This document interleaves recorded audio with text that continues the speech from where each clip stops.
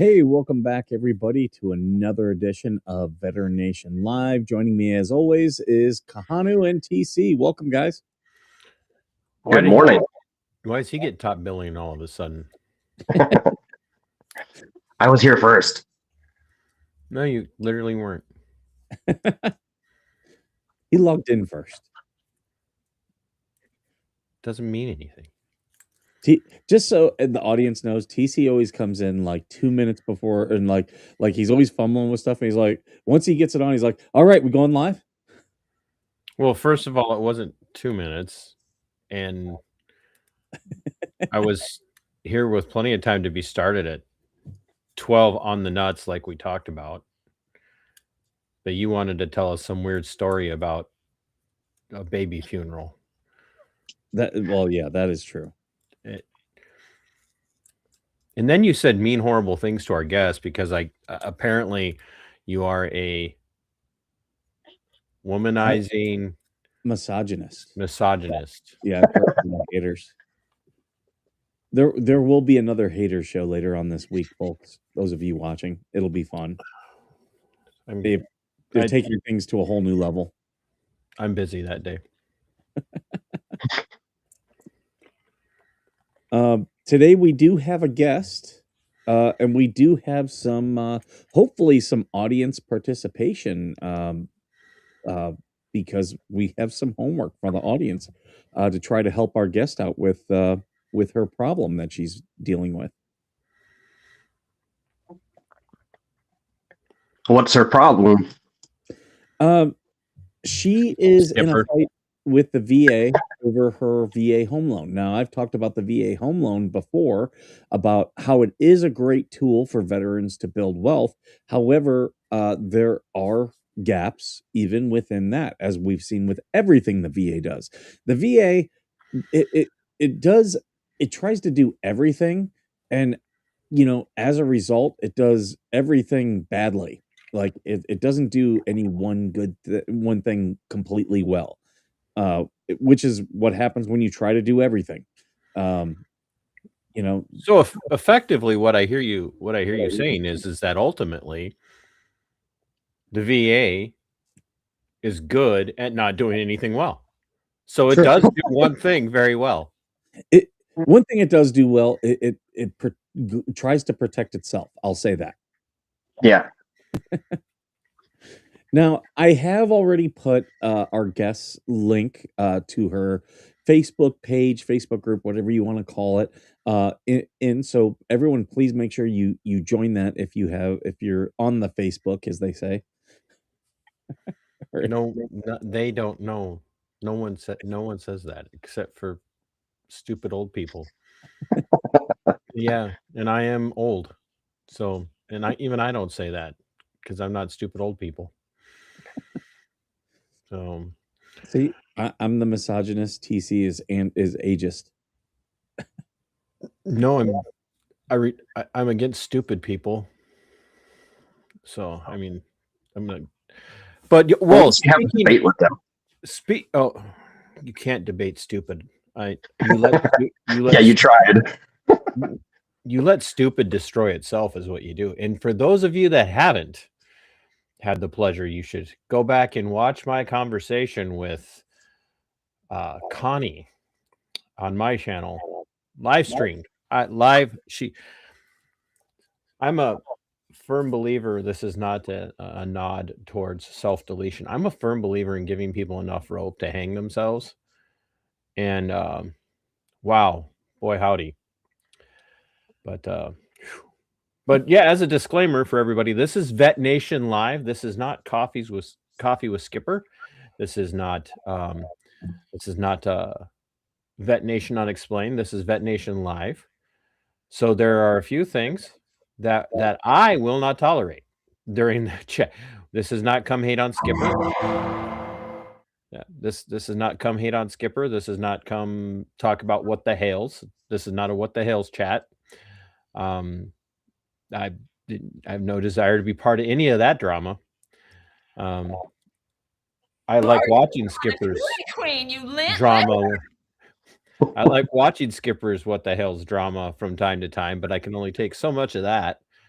because it does bring out the stupid people on both sides of the argument, by the way, both sides. And true.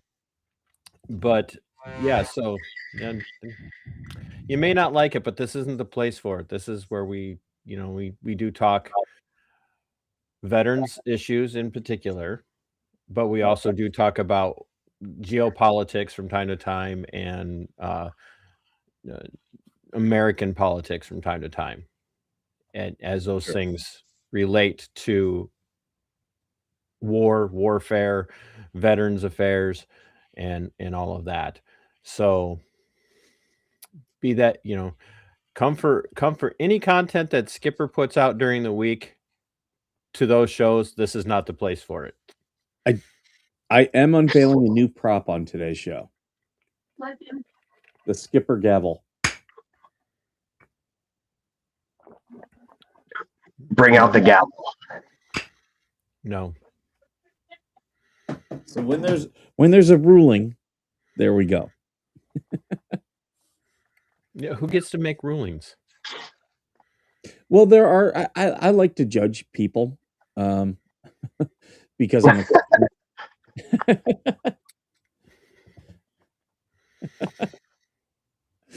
Yeah, do not judge lest ye be judged, and I will be judged. So I guess that means I can judge. There's nothing better than people who don't know how to quote scripture. That would be me.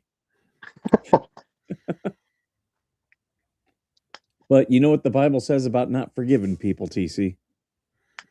No, enlighten me, Skipper. It's against it. Eye for an eye. It's anti not forgiving people. This is why. I got some glare thing going on. There we go. Fixed it. It's off the top of your head, yeah. Well, that too. Oh, so anyway, you might as well intro our guest since you've already started that. Let's bring the poor gal in. See if she made the sandwiches that we told her to make while she was off screen. So she has a group on Facebook. I've already posted the link, but make sure you guys join that. Here she is. This is April Hathaway, and she has a story. She's a veteran, has a story about her VA home loan. How you doing, April? I don't care about her VA home loan. I want to know where my sandwiches are. They're in the kitchen. Inappropriate answer. Should be on the Hi guys.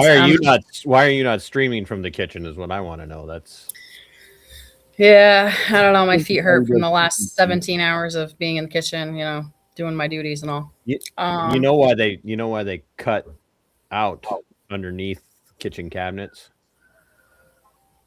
So women can get closer to the sink. All right, I'm gonna walk away now.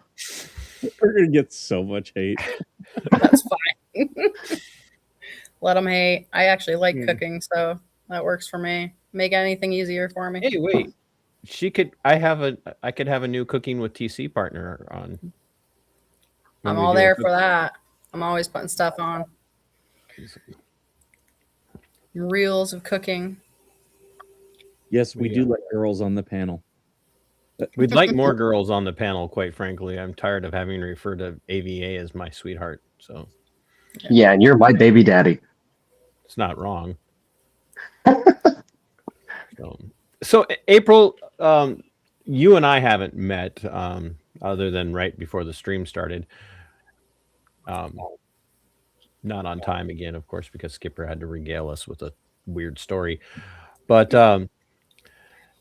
why don't talk to the audience by telling me what happened to you and with your home loan and whatnot, because a lot of people have a very narrow idea of what the VA is, and so unless they watch us on a regular basis or watch AVA's content for sure, most people just assume the Veterans Affairs is just this advocacy for vets, and they're always out there watching out for veterans and doing things for veterans. And they assume this. I know it's funny, but that's what people assume, right? Because, and even vets.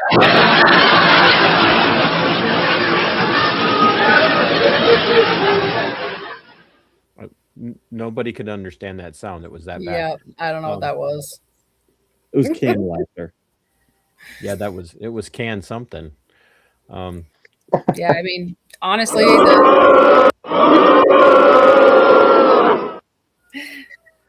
had one job since the last episode of Vet Nation Live AVA. One job, and that was to go to his house and get that stupid soundboard. And you failed. You failed. So, Skipper, that's enough. April, like I was saying, a lot of people assume the VA is about veterans advocacy, and those of us, like Skipper's on me all the time. You need to file claims. You need to get in there, and you need to start filing. And I'm like, are you kidding me? Every single veteran we talk to has had nothing but trouble with the VA. So why would I subject myself to that pain? Money. Yeah. Okay. So,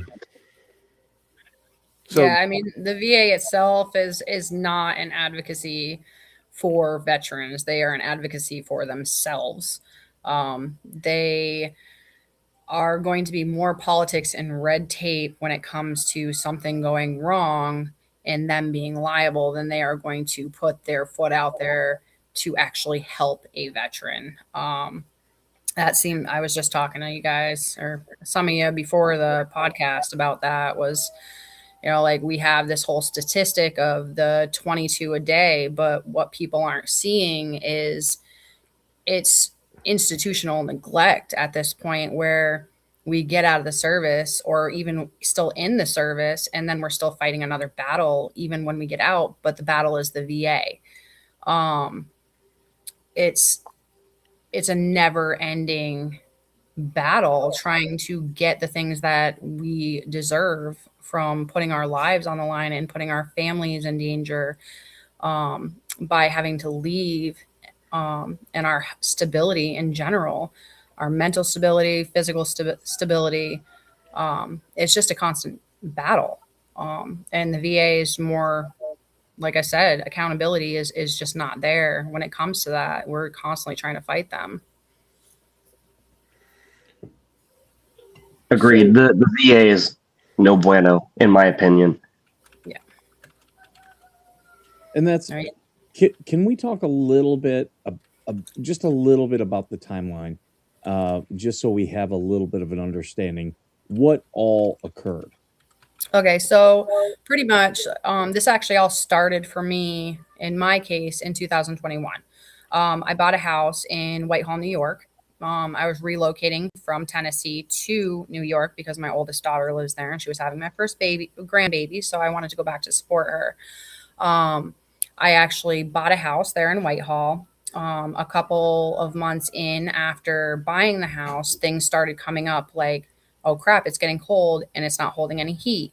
We realized there's no vents for the upstairs. There's no heating source for the upstairs. We tried to remediate, bought a pellet stove, bought fans, tried to push heat upstairs. It still was keeping the same temperatures as outside. We couldn't keep it heated. So before we even really found out what was really wrong with the house, we were like, okay, let's just sell this house. We obviously can't afford to live here. We're going to sell it. We're going to move. Tried to sell it. The neighbor she was very upset about the fact that my septic system was on her land. And there was no easement in place. So then I found out about the septic, and the septic being next door, and pretty much made it impossible for me to sell. So I tried to rent it out. And I rented it to a family who I thought needed a place to live, could afford it. They were on state assistance. They had their heat paid for. And I was like, okay, this might be a good fit for them. So I rented it out to them. They paid 2 months of rent. I had to go through a year of eviction processes because they didn't pay any more rent. So then I finally got them evicted, and I put it back on the market. A really nice family came through, Vicky and Arnie Trudeau, and tried to buy the house, and their inspection report came back a complete 180 from my inspection report that I had on the house. Theirs showed that the house was a 2-story structure built on absolutely no foundation at all. It was built on top of a trailer frame. more looking into it and more research done by me, even after I brought it up to the VA, because they weren't willing to do anything about the things that shouldn't have passed. Came to find out that it was an illegal structure in general. It actually got condemned after me kind of looking into it as an illegal dwelling. And we were actually made to move out. We weren't able to sell it. We weren't able to live in it. We weren't able to rent it out. Nothing. It's just sitting there. But pretty much, so since that's all happened, the VA is still not interfered at all. I had to go out and get my own attorney. We went all the way up to the Attorney General on that one. The Attorney General reached out to the VA. It was like, hey, how the hell did this happen? What happened here? Their response, in quotes, in email, back to the Attorney General was, we know she can't afford an attorney, so let her foreclose. That was their solution. So we have been ongoing problems. I ended up finding an attorney that was willing to take it contingently. We've been fighting it for almost 3 years now. The loan company that we are actually suing for that sold the loan to another entity.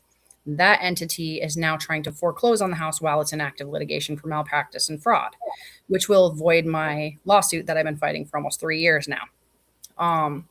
So that's kind of where the whole thing started. When we got kicked out of that house because of it being condemned, we came back to Georgia. I was trying to go back to Tennessee, but couldn't find anything within the price range of what I needed with having another home on my credit already. So we came and we bought a house here in Georgia. Come to find out, it was a flipper selling it. This is all stuff I found out after the sale of the house. A flipper selling it had his own contractors do all the appraisal required repairs. When the first appraiser came through 3 times, would not approve the lipstick on a pig repairs that they did. They actually had another mortgage company hire another appraiser to come in and sign off on it and send it up to the VA. And we've already done the research. The VA actually said, yeah, it pretty much. And now the title company actually a couple days ago wrote me a letter saying I needed to make a title claim because there's something wrong with my title. I haven't quite figured out what it was yet. I haven't been able to find an attorney for here.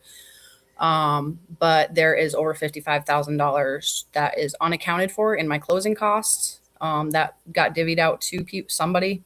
We don't know who it actually went to. So there's a bunch of things wrong with the title and everything else there. But since we've moved in here, we've had to replace the entire roof, including the structural beams. There was broken support beams to the roof. Part of the roof caved in. We've had to replace the entire electrical box and most of the electric in the house. We had an electrical fire because one of the circuits overheated. We found out the back addition, it doesn't have any supports underneath it. So now we have to have a structural engineer come in and actually support the back addition. The back porch is falling in. The HVAC wasn't working when we moved in, even though it had a certificate saying it was. So we've had to replace the entire HVAC. We've had 6 floods in the basement, severe black and purple mold throughout the entire house that I've had to completely gut the basement. It's literally just brick and studs down there right now. And we have the entire thing tarped off because we're heating it down there. But the 2 insurance claims has raised my mortgage here almost $800 a month. And like I said, I mean, we've reached out to Congress, we've reached out to the VA, we've reached out to just about everybody you could possibly think of and gotten absolutely nowhere. And this has been 3 years of fighting this. Still can't find an attorney because all attorneys want $30,000 to $50,000 as a retainer to fight this. Everybody goes, oh yeah, we can definitely win this case, but I can't take it without the money. So, I mean, with somebody that's gone through 2 fraudulent home loans, had to pay for a shit ton of stuff out of pocket, how am I supposed to have $30,000 sitting around to pay for an attorney, which that's what the VA is kind of banking on. My statute of limitations runs out on the 6th of January, and I've been fighting this entire time with no headway because I'm broke. Like everything's like my kids' college funds, my savings accounts, my credit cards, everything's been maxed out and taken, like not to mention the fact that I can't even get any kind of like financing to do the repairs because the first home and the possible initiation of foreclosure and the illegal credit reporting has dropped my credit score from almost an 800 perfect to under a 500. So now I can't even get financed. So it's like a shit rolls downhill. But every time I've reached out to everybody, there's no accountability. Mhm. And then in that journey, posting everything online, I found 12, 13 other veterans that are going through exact same thing as I am. Like, and I thought, hey, maybe I just have really, really bad luck. You know, like maybe I just, you know, like that's all I can think because this isn't supposed to happen. Who has chickens? Yeah, it's just we have so many other veterans that are either homeless, have been homeless, had been foreclosed on for the same exact problems, and their responses from the VA are the exact same thing every single time. Doesn't matter if it's a new build, old build, pre-existing build, like it's always the same thing. Like, we can't help you, sorry. Who has the chickens in the background, by the way? That'd be me. I have chickens and ducks. Good for you. Gotta have them eggs, man. All that baking you want me to do. I got chickens too. So I don't have roosters in town. So so I'm hearing the roosters. So yeah. Do you still own both of those properties? I still own both the properties. They just initiated a foreclosure. 2 days ago? I sent you the email I got, Skipper. 2 days ago, they initiated foreclosure, even though they have all the documentation. I've sent it up to them.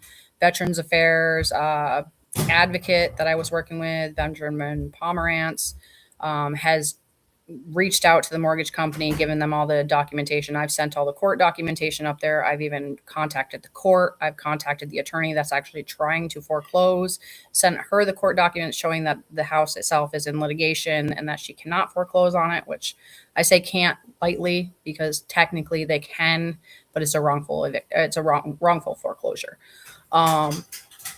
So, I mean, if that goes into foreclosure, the house is my centerpiece to my lawsuit. So then we lose any kind of evidence or paperwork trail or anything. I mean, we have our own paperwork, but we don't have the actual possession of the house anymore. So we cannot really go forward with our lawsuit that I've been fighting for 3 years now. It's been kind of my only light at the end of the tunnel, is now kind of being depleted by another fraudulent action on another VA home loan. So for everybody like who knows me, through every time we have someone on to talk about their experience with the VA or any other form of government, if you can walk away from this and still say, "Oh yeah, government's good. We need government. Government's great. It does great things." All it's doing is standing in the way right now. Like it's putting roadblocks on everybody that I talk to try to get help from. I have 2 kiddos here. I've got an 8-year-old and a 4-year-old autistic son. And we had to put up a gift list registry because I couldn't afford to get presents for my own children this year. You know, like that's sad for me. So to answer Nancy's questions, both properties were inspected. However, yes. The inspectors, and correct me if I'm wrong, but the inspector of one didn't do a thorough inspection, didn't highlight anything, just kind of rubber stamped it. And of the other one, the inspector kept denying everything. So what the seller did was brought in another inspector who would rubber stamp everything. And this is all documented.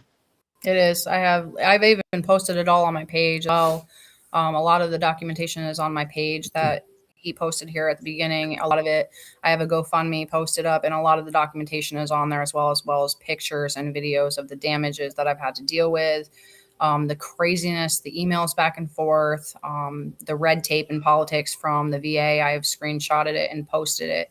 It's crazy how many people still think I'm either elaborating on things or making things up or just not being truthful, because they have this vision in their head that the VA home loan is the best thing since sliced bread. You know, like they're supposed to protect veterans. I don't even know how many times I've heard, oh, this doesn't happen. This can't happen. This couldn't even have gone through. You know, like essentially the VA failing at every step. Like the benefit of the VA is There's 0% that you have to put down when you buy a home, and then you don't have to pay for PMI, the primary mortgage insurance, which is if there's any type of foreclosure, it's that the VA will now reimburse the bank or the mortgage company for loss of the home. They're insuring your home, and the VA is not doing that in these cases. So I want to. Somebody just asked Nancy, have you started a lawsuit against the inspection company?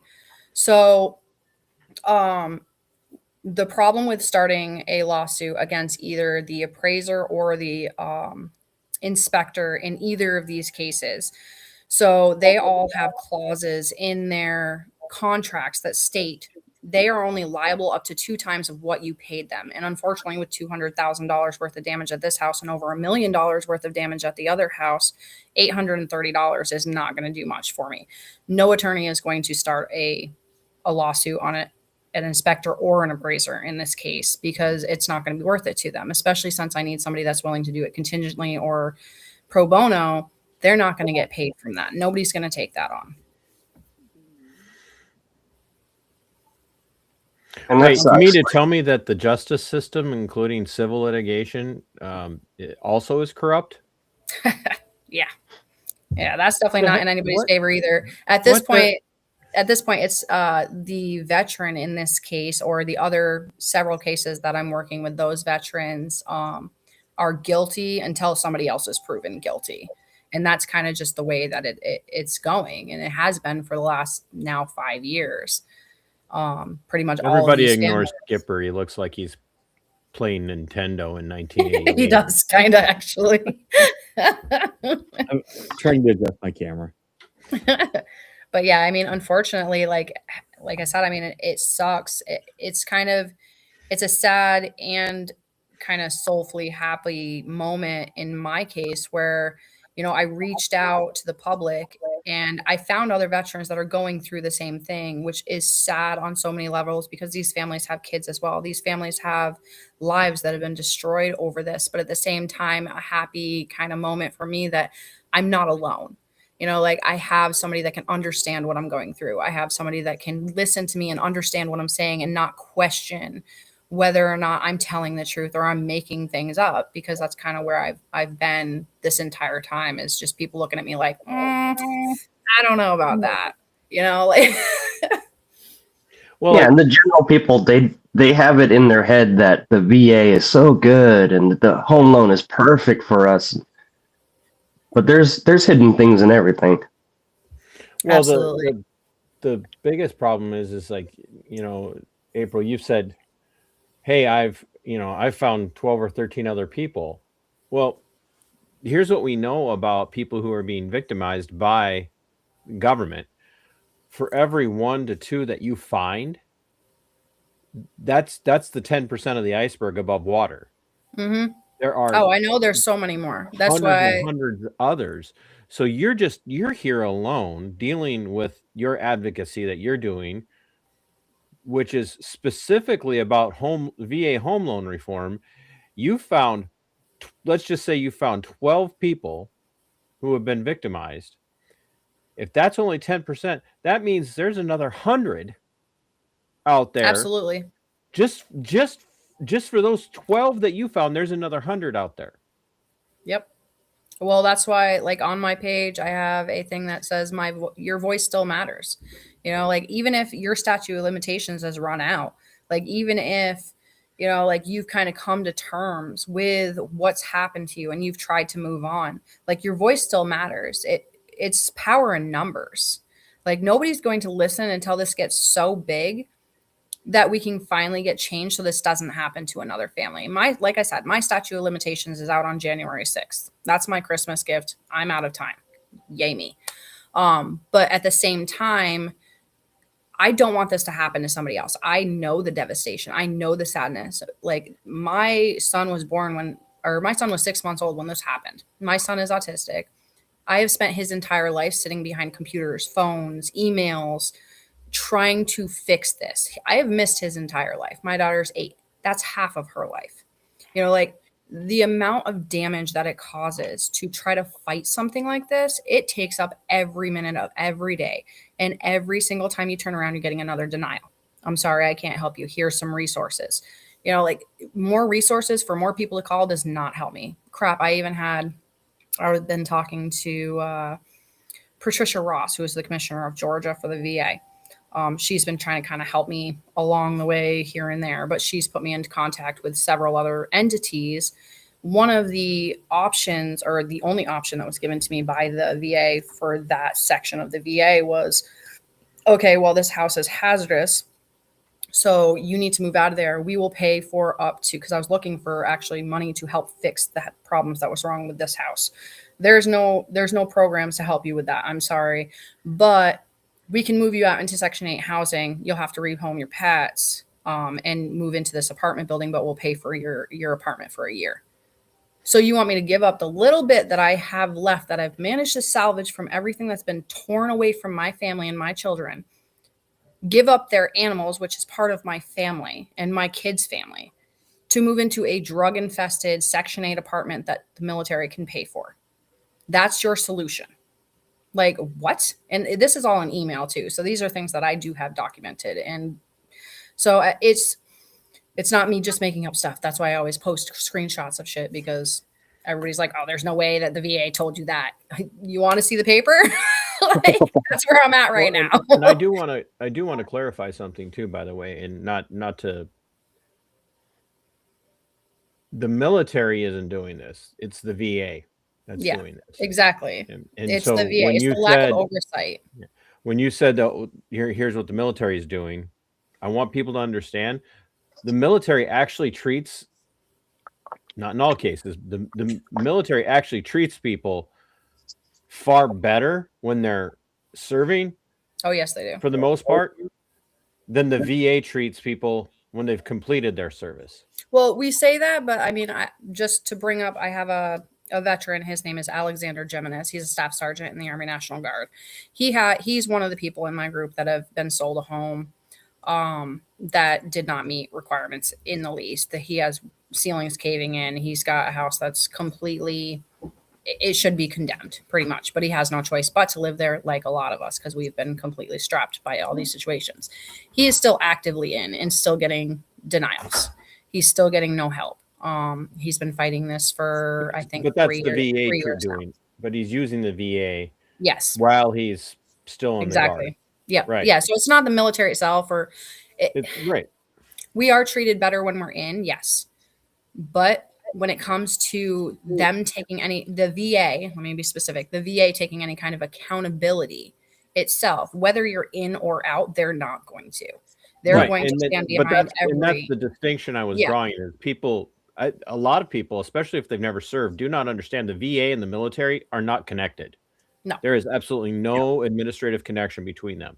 No, there's absolutely no military connection to the VA at all, other than they employ a lot of veterans, especially for the VA police force. But there's just absolutely none, and we'd be better off if the VA actually was a division of the military. If we have to have a VA, which every single time we do one of these shows, I become more and more convinced that the VA needs to be completely disbanded, and the billions of dollars that are spent on the VA every year should just go directly into an account for each veteran. I absolutely agree. I mean, the fact that, like, even in my situation, like, the VA is telling me, oh, well, we can pay for an apartment for a year for you and you can give up anything that you had left, but we cannot pay for repairs to a home that we failed on, because that would admit liability.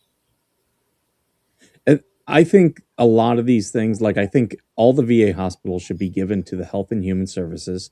I think all the VA home loans should be managed by HUD. I think all the GI Bill should be managed by the Department of Education. And then the VA not have control over any of these programs and should only be a veterans advocate, that when we have a problem with these programs, they're going to those agencies and fighting them on our behalf instead of us fighting the VA. Well, even the disability part of it, Skipper, thank you for trying to help me with my stuff. I mean, I've been fighting my disability claim for almost 9 years now for a broken back that I had it was while I was on duty, which now I have degenerative disc disease. So, I mean, I've been fighting that for 9 years, but granted, I mean, it should make me and all of us feel so much better every time they send you a denial letter in the mail. It's wrapped in that beautiful packaging for suicide awareness. So that should make us all feel so much better. But and I just like every time Skipper brings somebody on and they tell this story, I just look at Skipper and say, don't tell me to file another claim. Yeah, no, it's been horrible. It's been the worst. You need to file a claim. You just want me to have a bad experience and get arrested at the local VA on camera so that we have use that as to put on the show. That's all you want. That's all you want. That way he has more content. Yep. No, I mean, like I've been at the point so many times of just giving up, of trying to, but the thing is I can't get outside health insurance. Like I either make too much or I don't make enough. And just the way that the system is set up, it's almost impossible to get healthcare. So me getting a disability claim would have given me the ability to get the back surgery done that I need to have done, would be to get ongoing care that I need so that I can pick up my son and not be in pain for 3 days afterwards. But unfortunately that continuously denying me keeps me from being able to get the medical care that I needed. But on what you were saying, Skipper, I think that the disability should be covered by SSI. I don't think it should be a VA denial bullshit. I think it should be covered by SSI. They should be one and the same. I'd have no problem with that. Because your broken back has been found not service related. Yep. Even though I have 2 master sergeant statements in my file saying that it did happen there, they witnessed it happen, and they keep saying it's not service related. I would also like to clarify that even though Skipper is the show producer for these episodes, that does not mean he speaks for everyone on the panel when he says he wants all these other agencies handling these things. I want all of those other agencies that he mentioned and departments, I want those all shut down too. So the Department of Education, goodbye. I homeschool my babies. I'm not putting them in that system. Goodbye. All that money that gets spent on all those programs should just be directly deposited into an account for each military member who served. Yep. Right into my account. Just deposit, instead of making me jump through hoops, just all that money that should be spent on me, instead of getting put into some administrator's pocket, should just absolutely you could have a staff of like 10 people that their job is just process direct deposits every. Nancy keeps bringing up some good questions here. Can we pull her question up there? The question. Okay, so can you apply for disability without filing through the VA? So here we go. This is going to be another shit rolls downhill from these houses. So I have the house in New York. It is condemned as an illegal dwelling. I have tried to apply for SSI for myself and my son with his autism. I have been denied both times because I have too many assets. That house that is condemned as an illegal dwelling is being counted as an asset, even though it is in litigation for fraud and malpractice. So not only do these houses completely strip me of everything else that I've ever worked for my entire life and fought for on my own. I have been on my own my entire life. I grew up in foster care, aged out of the system. I have fought my ass off to get what I have. But now that all of that has been ripped away by these scenarios, I am now not able to get the help and care for myself and my son because of these issues as well. Now, for all of you watching, if you would like to help, as you can see right here, I have a letter. And this is a form letter. I've put the link already in the chat. You can go and you can print off that letter. You can put your name at the bottom, change that. And I've also got in there the emails and the addresses to the House Veterans Affairs Committee, the Senate Veterans Affairs Committee, and to the VA itself, Secretary Collins. Let's all start sending these letters, because April, she has a letter that she's sending to the same people. So if we show them that, hey, we are all standing behind her, we can actually get someone in the VA to open the books and legitimately look at this stuff. And Congress, they are tasked with oversight. If we can get Congressman Mike Bost and the others, he is the chair of the House VA committee. If we can get them to pull April in to talk about her story, I think we can actually get somewhere with this. Yeah, that would help, and then that would also help the other veterans that are going through the same issue. Absolutely. And all of them, their videos and testimonies are posted on my page as well. If you guys have a chance to go, it's pinned right at the top. They're just short clips that I've kind of put together. Them just kind of telling their story. We have Air Force, we have Air Force, Army, National Guard, Marines, pretty much every branch of the military has been going through this exact same thing. It's not isolated. At least it's not the Space Force. They're not a real branch. Yeah, there's no Space Force in my group. I'm sorry.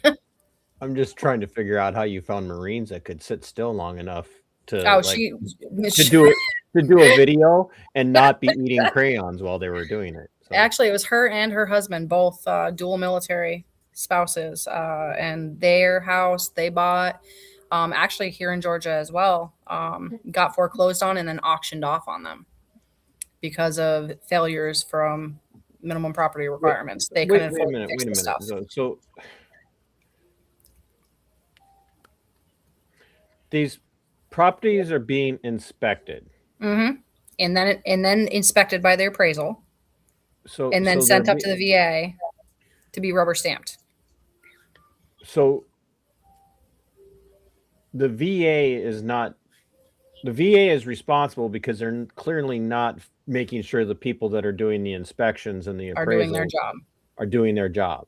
Yes, exactly. I mean, they have the final. And you guys, as the buyers, are trusting that these people are good at what they do because, well, absolutely. How else?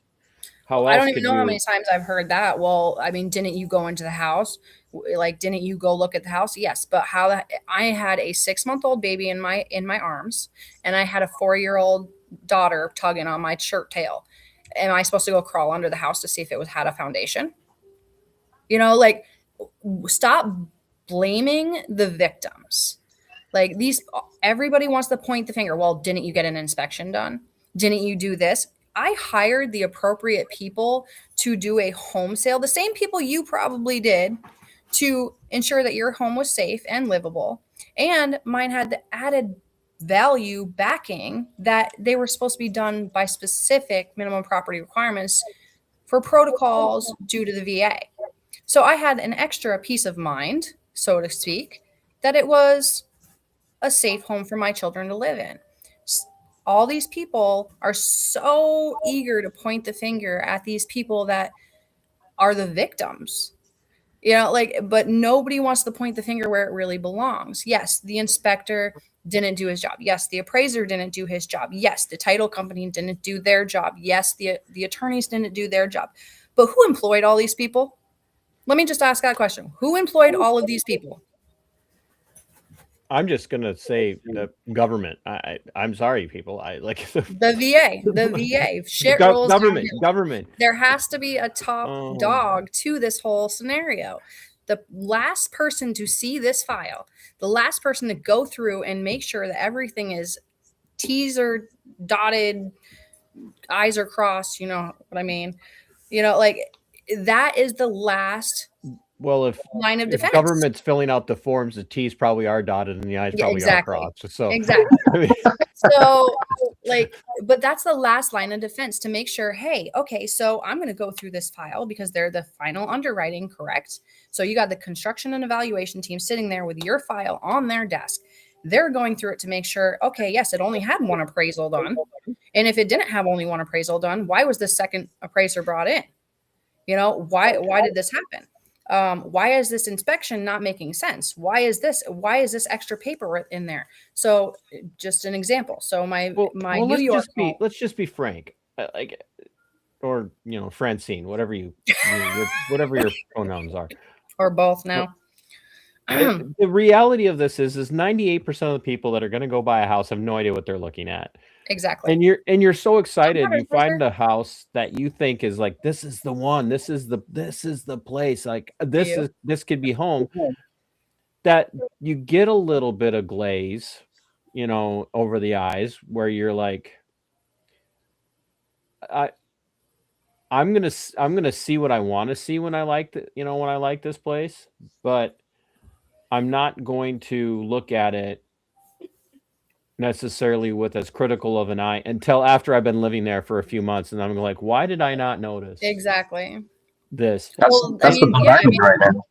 Well, crap. I know when I was looking at the house in Whitehall, I wasn't looking to see what was wrong with the house. I was looking at, oh, hey, that would be perfect room for my son to have his crib, and his toy box can go there. And my daughter can have this wonderful little canopy bed over. You know, that's the shit I was looking for at that point. Well, like, at that point, I'll give you a perfect example.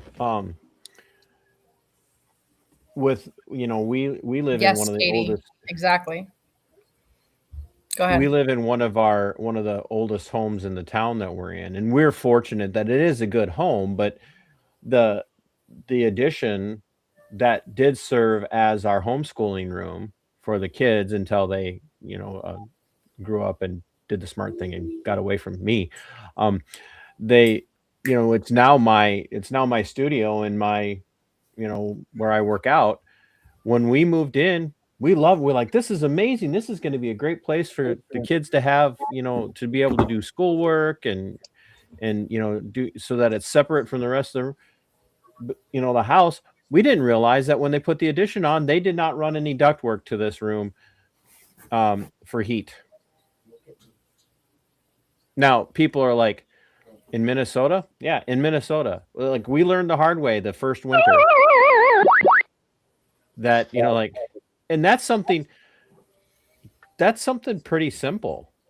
Like, we were able to, find somebody that came in and did the duct work and for us at a very discounted rate. But it just, I'm not going to look at that. I'm not going to go, hey, where's the cold air return? Where, yeah, exactly. You don't think about that, I mean, I'm sure in heck not a structural engineer at any point. Like, I'm good at construction, but I ain't a structural, I'm not an engineer. Who in God's green earth is going to look at a house and go, gee, I wonder if this 2-story house actually has a foundation on it? Yeah, exactly. It just that just doesn't cross your mind. Well, it doesn't even seem feasible that like an entire structure on the side of a mountain, on the top of the mountain, is built on a trailer frame. It just makes no sense. Like, if you guys go down, if you search April Hathaway, Washington County veteran, New York, it'll bring up the newscast about that house and a lot of the photos and everything. That one was all over the news in New York. So you guys can look that up if you want to. April Hathaway, Washington County, New York veteran. And it should pop right up. But yeah, so that one was all over the news. It's sitting on the side of a mountain, 20 below weather, sitting on only a trailer frame. It's the only thing permitted to be on the land was a trailer. But somehow everybody missed that. And then also, I mean, the VA they missed the fact that, so the way that they got this through in the first place is there is a letter from the neighboring code official saying that this house is up to code. And then when we had a fraud investigation done, the correct code officials actually came in and condemned the home. But when we had a fraud investigation done, it was proved that the signature on it was not the person's signature that it said it was. But then when they went back to ask him about it, he then said, oh, I remember writing that now. And it dropped my fraud investigation.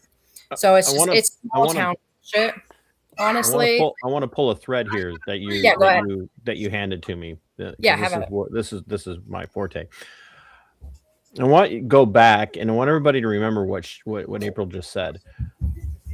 It's a property on the side of a mountain with a 2-story home sitting on the frame of a trailer because the only thing that the permitting allowed was for a trailer. And so when I have people out there, I don't care if you're Republican or Democrat, who tell me, well, we need government for some things, TC, because government protects us from people who hurt us. Government's that's what it's there for. Government's there to keep people from getting, hurt. So we need some things like permitting, and we need some things like ordinances and all of that. But then when it's not looked at, what did that permitting allow? That permitting didn't stop somebody from building a house on a trailer frame. It didn't protect anybody. And nobody looked up the documents to make sure of what was going on, and they sold it anyway. The reality of this is that this entire system, from the VA to your local government, which now I'm a firm advocate in everybody being far more involved in local government. We need to put far more emphasis on being involved with our city councils and our mayors and our county commissioners and whatnot. That's where action really should be taking place. But every level of government is abject failure, from your city councils to your county commissions to your state legislators and your governors, all the way up. And the Fed, the entire federal structure is an absolute abject failure. No one at the federal level, I don't care who you voted for or who you like, gives a good goddamn about you. They don't give a shit about you at all. Just the facts, ma'am. And you could go to Congress and you could testify, and unless you're lucky and you get a Thomas Massey or a Rand Paul, you want to come say hi? Or MTG. Hi. Well, hello. Say hi. I have to now behave myself. No, it's okay. He hears it all from me when I'm on the phone with everybody. They even going to Congress and testifying about this stuff, they're going to sit there and go, "Oh, that's terrible. That's tragic," and they're still not going to do anything. They will not do anything. And you can't go to the courts because the courts aren't going to do anything. The courts aren't going to protect you. The courts aren't going to help you. So I don't care to hear anybody say we need some of this, TC. We need some government. No, we don't. We don't need any government. Name one thing. Name one thing government does well. Name one. And then I will invite you on my show and eviscerate you. I know what they do well. Avoidance. Right. But avoidance. I know Katie's, glad to see Katie's here. Oh, you gotta show everybody what you're watching. But we've got the reality of somebody saying, well, where's the oversight? They are their own oversight. Yeah, they are. Government's their own oversight. It's supposed to be us. It's supposed to be we the people. They're supposed to answer to us. They don't, because they know that we can't fight them. The old saying is, can't fight City Hall. Well, you can't fight the federal government. If you can't fight City Hall, you can't fight the federal government. It takes a lot. And so you cannot name a single thing that any level of government does well. That's it. They don't, anything positive or effective besides screw up. They screw up really, really well. And unfortunately, they're screwing up full-on families right now. I have been putting links to the letter for people who want to send that. For people who want to help April, we have put her Cash App and her Venmo, as well as right now, I'm going to drop in her Amazon wish list. She's got, as you can see, young kids, and she's trying to give them a good Christmas. So however you want to help, there's multiple ways that we are leaving for you in the comments. I appreciate everybody that does reach out to help, or even follow my story or my page, and share stuff as much as you can, and get eyes on this and try to do something, not even for my family, but for all these other veterans that I'm fighting for as well here. That's the recurring theme in so many of these government abuse, government power grabs, failures. The recurring theme isn't just no one holds them, the unaccountable are unaccountable. That's just a reality. The unaccountable are ultimately unaccountable because they protect their unaccountability. Absolutely. But when you go and you watch, Skipper knows this because he's been advocating for and putting out, and AVA as well has been helping me bring some attention to a medical kidnapping case that I'm covering on my channel. By the time the damage is done to the individual who finally gets some traction to get their story told, in this case, April, by the time you get there, the only thing that your story can do is serve as an educational tool for everyone else to learn from all the stuff that's happened to you. You're never, and I don't mean this to be, black pilled or Debbie Downer or, I guess Danny Downer, if we're gonna, not be misogynistic about it, because I don't want to be accused of being a misogynist like Skipper. But the reality of this is much like a lot of the cases that I cover on solo on my show. You're probably never going to get any accountability for yourself or any kind of recompense. There's no one's going to step in and fix this for you. There's not going to be justice, and I'm not saying that to be mean, but I think you've already acknowledged that by saying it's too late for you, but let's help other people, and that is the key. That's why we tell these stories on Vet Nation Live that we do.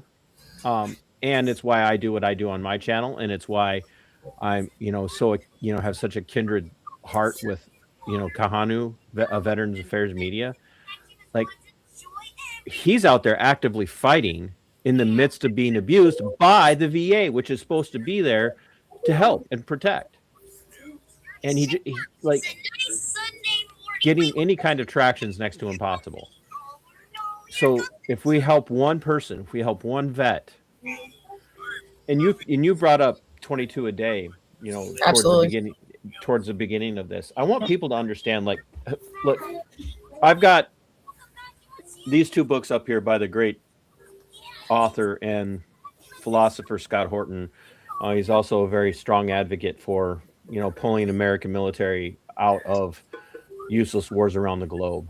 But a lot of people make the mistake of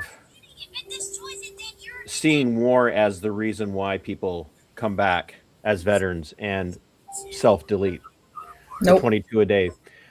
No, the 22 a day that negligence end up self-deleting, getting to the point where they're ready to do that. It's because they're being failed by the very Skipper. You lost audio. They're being failed. Yeah, they're being failed and victimized across the board by all levels of government. No one's watching out for them at all anymore. And you can only take so much of that abuse. You can only take so much of that neglect before you just say, I can't do this anymore.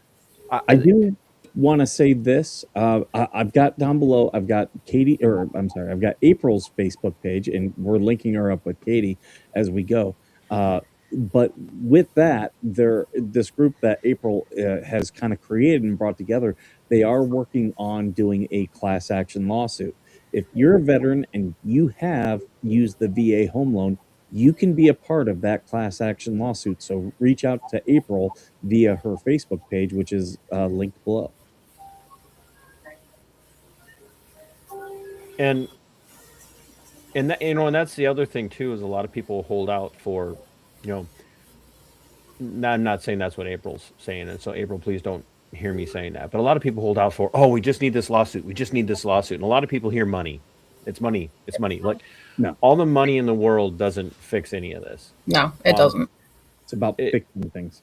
It's about fixing things. But the only thing I'm looking to fix right now at this point, I mean, we are at the point where, like I said, statute of limitations is done for us. We can't get any help for that.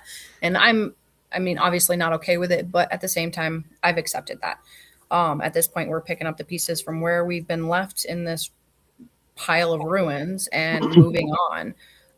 My main goal here is to get enough eyes and enough voices on this that we can do some sort of a reform. Make sure that there are stronger protocols in place. Make sure that this doesn't happen to another family. Make sure that no other child, no other family is left in the situation that we're left in now, trying to pick up pieces from something that we didn't cause. Right. Well, and that's the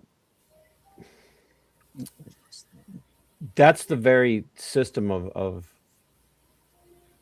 abuse and victimization that really, takes place. And it just it drives me absolutely nuts because I listen to people constantly who went in and had this very trusting spirit about government and what it could do, and they get touchy when you start to bring up lawsuits and litigation against the government. And Skipper knows this. When I went through what I went through, I had made a decision that I wasn't going to sue. I signed off on not pursuing any kind of civil litigation against the government for what it did to me, because I was in a camp of, why should the wage slave tax cattle plebes be forced to pay for something that they didn't condone, and forced to pay for something that's not their fault. And it was after I got even more involved in advocacy, both through what Skipper and I were doing before we were blessed to meet Kahanu, but even in just my own work, where I became fully changed in my mindset of, the taxpayers do need to pay for this. They need to feel this pain. They absolutely need to feel this pain. Like, more and more people who are being abused by the system need to go out, and they do need to sue. And they need to be winning massive judgments to the point where the taxpayers are going, what's going on?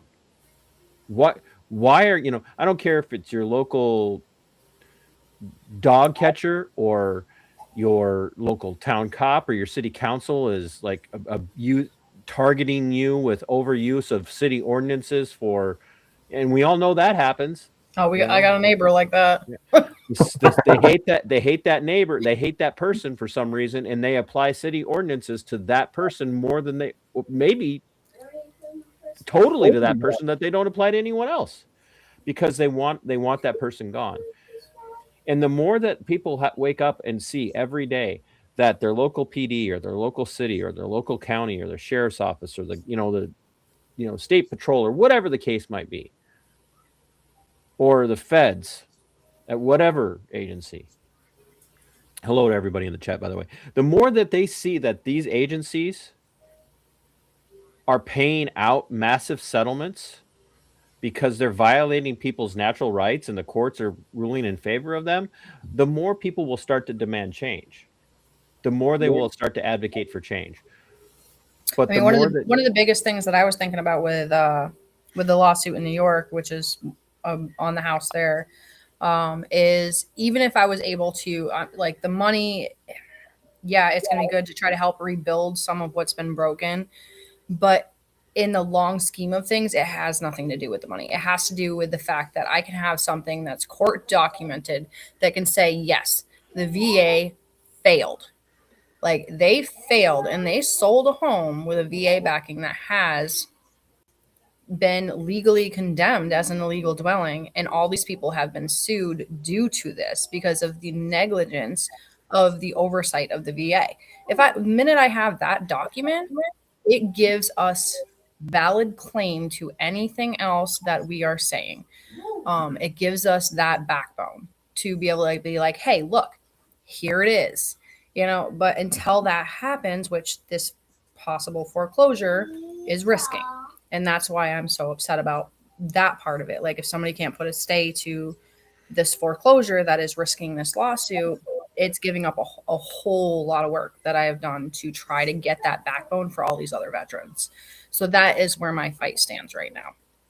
And the VA is really adamant about waiting for your statute of limitations to run out so that they don't have to do anything. Exactly. And luckily that one has been stopped because it went into litigation. So that statute of limitations no longer exists. It's in litigation. But if it gets knocked out of litigation, I can't relitigate it. Right. So the funny thing is technically with the VA, they have laws and regulations and things like that keep veterans from being foreclosed on. But are they going to do that? No, because that's going to get them off the hook.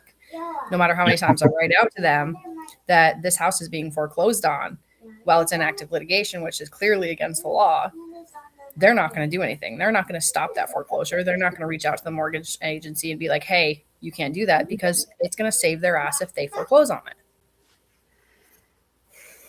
And That's foul. well, and the other part of the problem with a lot of this is that, you know, people aren't blind, and that is not as generous as it's going to sound on the front end, because on the back end, it's people don't care about these things. There are people out there that blow so much smoke about how much, we love the troops, we love our vets, man, you guys are all heroes, and everybody who watches thank you for your service. How the three of us in particular feel about people referring to us as heroes. We can't stand it, you know, and I say that without any equivocation. I know that Skipper and AVA will back me up. We just can't stand it. 2, because we see through it. 3, the truth is such a douchebag thing, referring to yourself as a hero. It is. It really is. But the reality. But the reality, I don't even like it when people say thank you for your service. For one, I don't know how the hell to respond to that. Like, it's always been one of those things. Like, what am I supposed to say back? If you say back, I got you. Thank you, then you sound like you're being like stuck up. But if you say like, thank you for being somebody to serve for, like, what are you supposed to say to that? That's actually our tagline, because we believe it, but not in the way that people hear it. When we say thank you for being worth serving, there's a whole bunch of stuff that goes behind that. Like, you should be advocating for all the wars to end. Because if you love veterans, if you love the military, you don't want them in war zones. Exactly. Like, bring them home. And so when they sit there and talk about veterans being heroes, the military being heroes, it's because they're like, oh yeah, hey, we're out there killing a bunch of those little brown people in the Middle East, and that's awesome because, you know, fuck the brown people, you know, kill them, you know. I'll say this: if they do go to war in Venezuela, F you to every military member, because I had to go to Afghanistan. You're going to the Caribbean, F you. I don't know. Honestly, I'm scared for any military that gets, if we have to draft anybody at this point. I mean, we're going to have cats and foxes and God knows what else over there. I don't know how they're going to be able to fight a war, because the vast majority of people that are veterans right now are actively advocating that no one join the military. Good. I don't know if you saw there's a lawmaker out there, and I did want to talk to you, TC, and Kahanu about this. We might need to start a business. There's one lawmaker out there suggesting that to fight these cartels, that they allow privateers with letters of marque and reprisal. Yes, so we could become modern day pirates. What do you think? I'm on board. On board.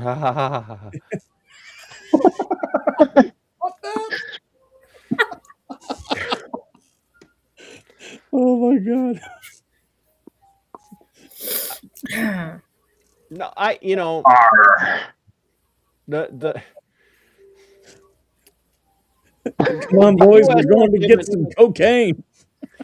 Change the subject. The U.S. has given out letters of marque and reprisal in the past, before it had a massive standing military, to include a standing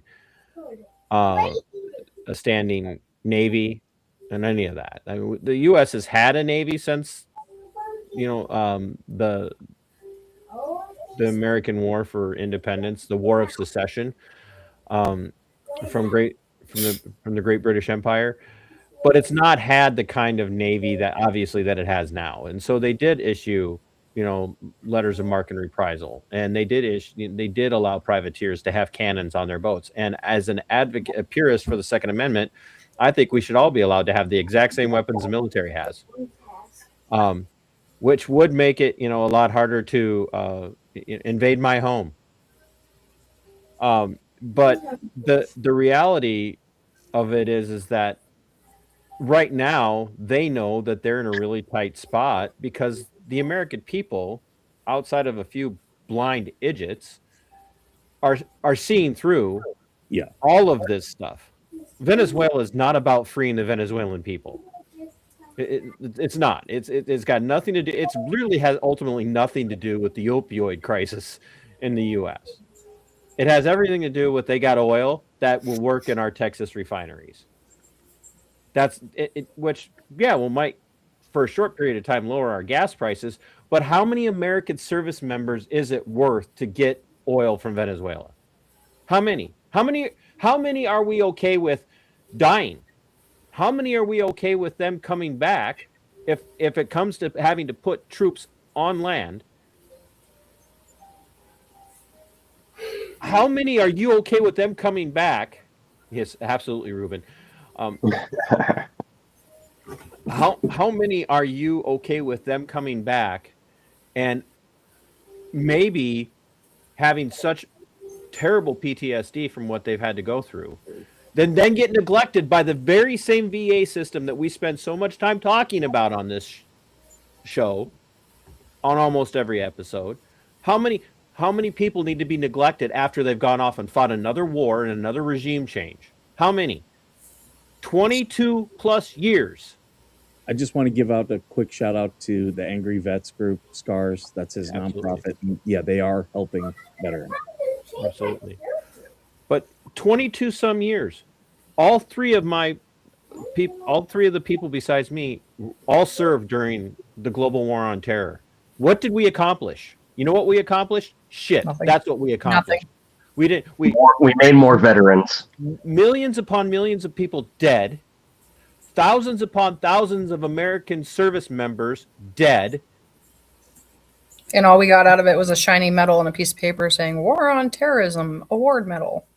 And then neglected by the system that they were promised was going to be there to take care of them. That's why we have 22 a day or more. That's why. Yep. That's why. So no, like, you want to talk about thank you for your service. Thank you. Oh, you're heroes. Oh, you're all heroes. No, that's because we're all damaged. We're all damaged. We're not heroes. That's because you personally want something to change, or you want what's happening to happen, but you don't want to put your life on the line to do it. And I'm over here saying, if you're actively advocating for whatever next conflict comes down the line, you sign up and you go. You enlist. You go fight that fucking war. And then come back and get treated in the way people are treated by the system. And then tell me how you feel about it. Because I can guarantee you right now, the three hosts of this show don't want any more war. We're done. We're done. Same here. I'm good. And I tell every single person who's like, hey, I'm thinking about having my kid join the military. No. No. No. I've already said that. Neither of my kids will ever join the service, ever. And I homeschool them. I keep them away from politics. Nope. And I tell a bunch of people now, like, if it keeps up like that with numbers, I think the Marine Corps was the only one that made its recruiting goals in the last 2 years, Skipper. Correct. Yes, because they found this week, they announced that the IG found that both the Army and the Navy were bringing in subpar recruits. No. I made it. They got a waiver for everything. Put Nancy's question up. I'll answer that. But the Marines made their goals the last 2 years. Nobody else did. Those numbers are still going down. And so to try and meet their goals, they keep lowering their goals. And if we do get into another protracted global conflict of any kind, they are going to have to start looking at drafting. And there are hundreds and hundreds of veterans all over the United States that are willingly risking legal action against them by telling people, I will help you avoid the draft. I talk to hundreds of veterans every year with my advocacy work for Defend the Guard and Bring Our Troops Home that will say, like, I know I will actively advocate for you avoiding the draft in whatever way you can. Nancy, to answer your question, and I'll make this one quick, and I'd kind of like to hear what everybody else did too, but I'm just going to be brutally honest. I bought into the first global war on terror, or the first Gulf War. I really did. I bought all the propaganda.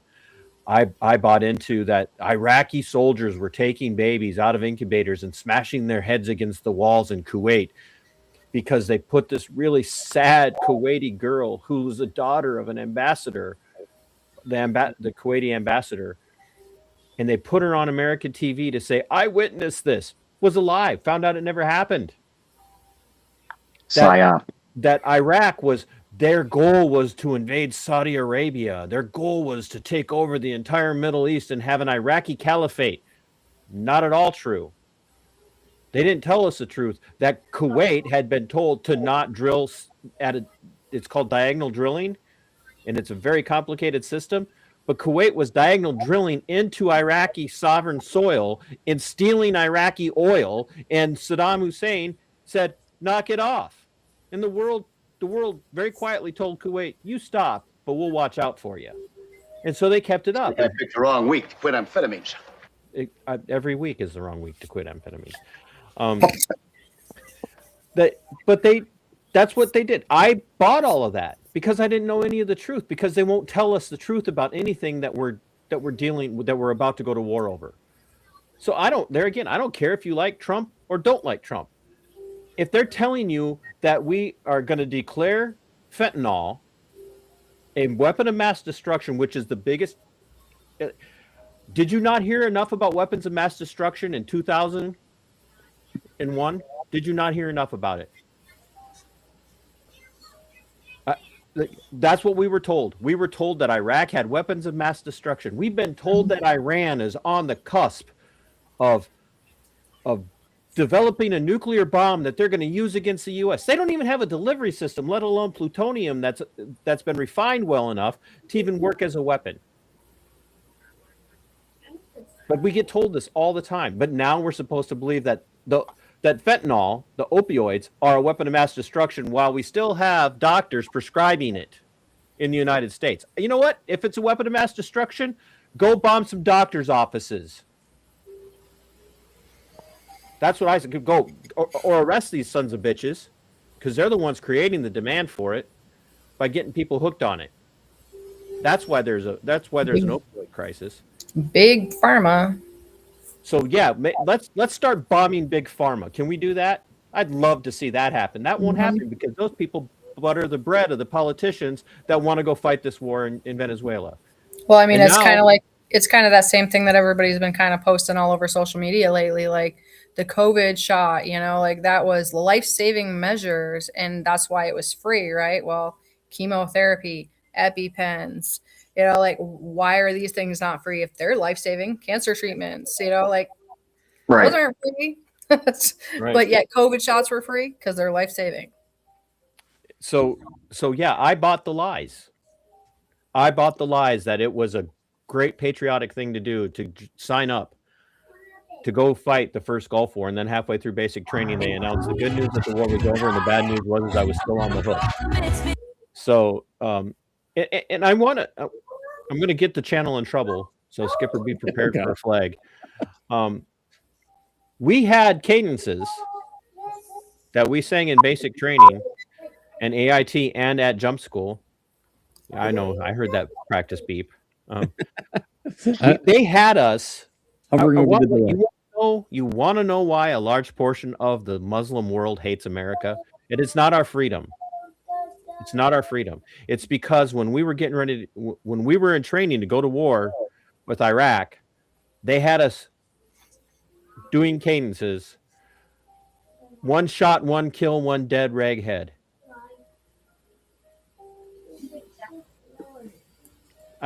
Yeah. Sounds cute, right? Oh, come on. It's just a cadence in the military. You're supposed to be killing. No, we shouldn't be dehumanizing people that way.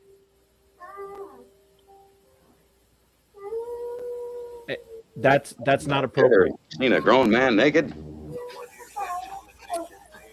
Look at myself every day in the mirror, especially now that I lost so much weight. Wow. I am one sexy silver fox. But so that was why I bought all the lies. That's why you're trying to get me to make you sandwiches. All right, yeah. Logging out. Go make sandwiches. Oh, Go make me Go make me a sandwich. I will pay you back later.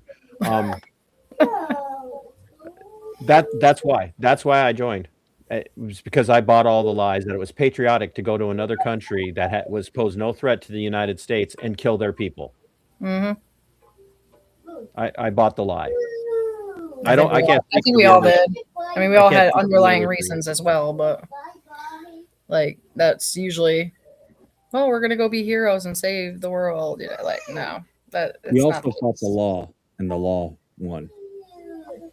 Where it was like Team America. We're going down Buckalaka Street. So it's anybody who's been exposed to the truth of why we fought wars since the end of the American Civil War, World War I, World War II.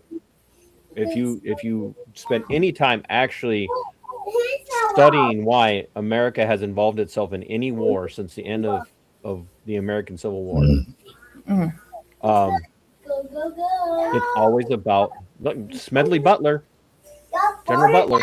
War is a racket, and that was at World War I. He knew then. Eisenhower warned us after World War II. The military-industrial complex is your worst enemy. Like, anybody who's actually spends any time educating themselves and then talking to other people, especially young people that are the blood and treasure of this country, when you start educating them, they won't go to war for you. They will not go to war for you. And they damn sure aren't going to go to war for another country on behalf of the United States. And that's why they're pissed off at the segments of the liberty-minded, patriotic Americans who are saying that's enough. America first, America only. Let's start taking care of our people, and let's stop fighting wars and giving money to everybody else to fight wars on our behalf. And that's why they're going after people who speak like that. Because they can't have you ruining the pool of people that they can recruit to go fight those wars and then abandon into a VA system that will treat you like shit for the rest of your life because you were dumb enough to believe the psych that they wanted to give you. And it's not a commentary on people's actual intelligence. We've been conditioned to believe the government wouldn't tell us to fight a war for no reason. Right. There's got to be a good reason for this. Like, Skipper's heard this. We were going to invade Panama, or not Panama. Well, we did invade Panama, but we were going to invade Haiti. We were on our way for Operation Hope, an Operation Restore Democracy in Haiti. And I'm over here going, hey, Haiti has never been a democracy. What do you mean restore? You know, but what was it? What was the interest? What was the interest in us invading Haiti? And the American people were like, yeah! I'm like, what the? So, why? Grenada? What? Nothing beats a Jet2 holiday. No, we all did it so that we can get a VA home loan. Yeah, so we can get bankrupted by the VA. Yep. But boy, when people meet you, hey, oh, you're a vet? Thank you for your service. Hey, pay my fucking loan for me. There. Then I'll believe that you really want to thank me for my service. Sorry, I got a little part. No, I agree with you. I mean, I haven't had a good rant in a long time. I don't even know how many people on my comments are like, oh, we support veterans, thank you for your service, yada, yada, yada, but then won't even share a post. Here's my Cash App. like they see me drowning in debt, see all these repairs that I need done that I'm fighting to fix so that my kids aren't getting rained on while they're trying to sleep. Yet everybody's like, oh, look, a Netflix movie. No, you eat some fucking popcorn and watch this horror story. You know, like, way to support your veterans, man. Yeah, new Netflix. I'm serious. I think from now on, every time somebody says thank you for your service, I'm going to hand them a card with my Cash App on it and say, here. Thank you. Like, if you hit me up on my Cash App, then I'll believe you care. Like, even, you know, it's not that hard. Just like send a contractor my way. You know, like you thank you for my service. Your local contractor. That'd be awesome. How about a lawyer? Wouldn't that be great? You meet a lawyer. Hey, thanks for but- serving. Hey, could you take my case pro bono? No, fuck you. Yeah, exactly. Yeah, You weren't worth serving. $50,000. Yeah, I don't even know how many I have so many people on I have over 1,000 followers right now, and you're trying to tell me there's not a contractor that can fix my foundation so I don't have to tarp off my basement. There's not somebody that knows how to do drywall. There's not luckily a roofer actually stepped up and did my roof for me. There's not an attorney that is willing to watch this for the last 3 years. There's not a single attorney that's a There's veteran not a out single there in your attorney. state. There's not a single veteran attorney in your state who served that doesn't want during to the same find time as justice. you Exactly. that isn't interested in helping, right? Yeah, Like, there's come on, not one. Not even one. Not Out one. of 1,000 followers, and then everybody else that's watching this that aren't actually following me, which I see all of them come onto my page because I can see non-follower, non-follower, non-follower. You know, but nobody can help. Nobody can share a post. And here's what I say this on my channel all the time when we're covering the abuses of social services and cops. Everybody knows my position on law enforcement and how corrupt it is. But I always point the finger back where it belongs for blame. The reason all of this is happening is our fault. We let this happen. And it sadly takes its abuse happening to us for us to wake up and say this abuse has to stop. And then we turn around and we're looking at our friends and followers or other people or our subscribers on our channels or hate watchers, and we go, why aren't you seeing what I'm seeing? Why don't you hate the same things that I hate? Look how they treated me. And they're, yeah, but they haven't treated me that way. So maybe you did something wrong. No, this happens. These things happen. The VA abuse happens. The abuse at the local level of government. It all happens because we've sat back complacently and we've allowed it to happen. And then when it happens to us, there's nobody to watch out for us. Unfortunately, like the positions that we are all in, as a veteran advocate, as a resident expert, everybody else that is in these positions. Like, we are the ones that get the most backlash. I mean, Skipper, he has a whole segment on it every week, the backlash that we get. The backlash he's getting is just for being a smart ass. Let's just be honest. For being a womanizing dick, right? He does. He does a lot of advocacy that he gets backlash for, but the backlash that he monetizes is just because he goes out and intentionally is an asshole to people. So just be. If they're going to give me content, I'm going to feed content, it. man. It's content. But yeah, the problem is that nobody wants to step up. Nobody wants to be this voice because the amount of time, the amount of energy, and the amount of emotionalness that we have to put into this to make it look at what Ruben Babcock said. Ruben's running for Congress and his is 100% serious. When we speak out, however, we are classified as extremists because it goes against the government message. Exactly. And you don't think, seriously, you don't think that I don't care who you voted for. Just because your guy didn't label you a terrorist doesn't mean he's not going to label your neighbor a terrorist because your neighbor said something bad about him. Trump has done it. Biden has done it. And are there actual terrorist groups out there on both sides of the political aisle when you look at Republican and Democrat backers? Yeah, absolutely. Absolutely. But all they have to do, Ruben's 100% correct. If you advocate loud enough, they just say your position is anti-American and therefore you're a terrorist. Oh, guess what? Now you're subject to having due process removed and we could just kill you. So it was like, the VA does that too, man. The VA likes to label people as terrorists when you go against their orders. Look at I've been warned they've done to Katie, and look at what they've did to AVA. I've been warned. I can't count how many times. Oh, the VA is going to come after you. They're going to sue you. You keep bringing this stuff up and keep bringing this stuff to light and keep posting stuff. They're going to sue you. You know what? Go ahead and let sue them. Me. Go ahead and sue me. That would be. I would love that. I already got sent an email over a song that I wrote about the VA. I got sent a letter from the construction and evaluation team. I got emailed saying that I needed pretty much to cease and desist because go ahead. Come sent at the me, song. bro. I sent at the Sean- song to the VA that I had Look written at and Sean sang. Ryan's words to Yep. Dan Eye Patch McCain, or Crenshaw. Look at what he said to Crenshaw. Oh, cease and desist, or you're going to sue me? Oh, please sue me.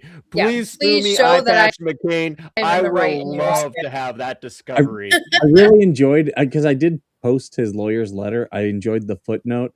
I don't think there's anybody because he was like, my boys at 6 so have got my back. He's like, I don't think you have any boys at 6. His boys. Yeah, I mean, at this point, like if they were to try to sue me, it's because they're scared. Oh, right. I'm getting the word out. They're scared. Like, go ahead, sue me. You're proving my point. I would. Yeah, You're trying to shut me up, just like you've done to so many others. Don't get me wrong, April. I don't want you to have to go through that, but I would love to cover the story if the VA sues you. I will cover that for days, weeks. I would love that. I've been posting the link to April's Facebook. A lot of these things that were posted are posted there. The letter that we're asking everyone to send into Congress, I have that on the Veteran Nation page as well. But yeah, go just follow April's page, because the more we stand together, the stronger we are. Because they really hate when we stand together. Power in numbers. Power in numbers. Katie said something that she's had veterans message her that are now afraid to speak out because of what they've seen happen to her, and I understand that. I mean, it's there is a reality that when you do see someone speak out and then they get shut down, it is terrifying, and it actually has legal terminology, which the courts have called retaliation. Well, not just retaliation. What they're doing to Katie and what they've done to others is retaliation, but that retaliation leads to what's referred to as a chilling effect upon people's First Amendment rights. Yeah. Mm-hmm. And that's the court's term.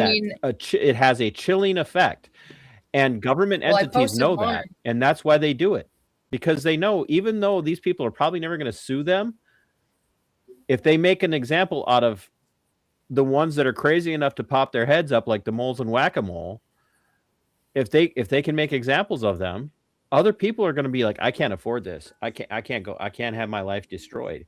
And what it does take is, it takes a person like Katie or AVA or Skipper or you, April, to look at those people and say, stop being fucking cowards. The more of us, and you said it earlier, the more of us that speak out, the more of us that take up this activism side, the more of us that stand together, even if we're not fighting the exact same fight, the more of us that stand together, the harder it's going to be for them to single us out individually and shut this all down. Yep. It's kind of like a big protest in front of a court. Yeah, they're going to try to break them up, but how many of them are actually going to get arrested? They're just going to be told to go the hell home. You know, like I would, like, even with the retaliation and all that, I mean, very good example. I posted something, I don't know, Skipper, if you can pull it off my page about the disability. You can post it up here. But with the VA home loan reform and me being outspoken about this whole VA home loan reform thing, I mean, my disability claim has gone all the way up to higher level review. And with protocols, which you'll probably know a lot about this, TC, with protocols, when you do a higher level review, they're supposed to go back through all of your documentation and review it for at least 2 to 3 weeks before you get a answer. Am I correct on that? Well, I'm thinking. Say that. So I'm trying to process. So higher level review, when you already get denied, you bring it back through, it gets denied again, and then you bring it to a higher level review, which is actually in front of the Veterans Committee Board. They have, according to the protocols that I've read, they have 2 to 3 weeks to go through that paperwork, review that paperwork, make an educated decision on the either approval or denial of the disability claim. Yeah. Yes. So with me being an activist and speaking out, yada, yada, yada, I have a feeling like I'm starting to see a pattern here. So my higher level review that should have taken long past Thanksgiving, way past there, to actually get a review and get a decision, within 2 hours of my higher level review, I already had a denial. It was already rubber stamped before they even had the hearing. Yeah, that's absolutely retaliation. Yeah. So and now I have also gotten a call from the one from the VA that actually represented me for that hearing. And he had told me that he is going to send it up to Washington, D.C. for another review in front of Washington, D.C., but it could be 3 to 4 years before I even get to be seen by those people. So in other words, just kind of pushing me out. Like, well, okay, we did this higher level review. We brought it up there. And that review, that one, you will have to be present for. Yeah.